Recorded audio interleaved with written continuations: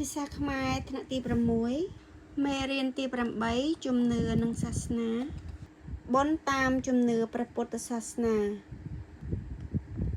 បទព្រហ្មកិច្ចប្រទេសកម្ពុជារៀងប្រជាស្ដេចមន្ត្រីធ្វើបុណ្យទាំងប្រុងស្រីតូចធំក្ដីតាមសន្ធា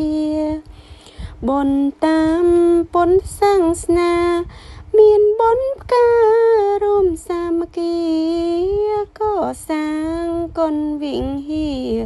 ធ្វើខ្លោងទ្វារឬចែនដីជុំបិណ្ឌបុណ្យមួយទៀត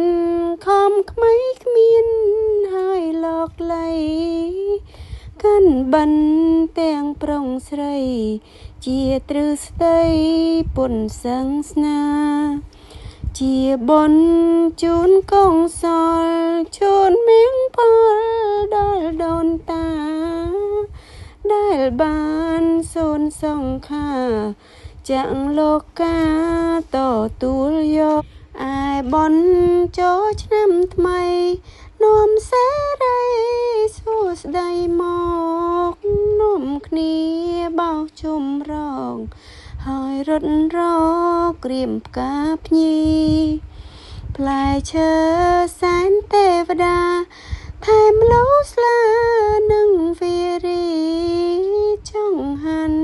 ធំទៀនភ្ញីក្រាបវន្ទីប្រគេនលោកចាសូមអរគុណ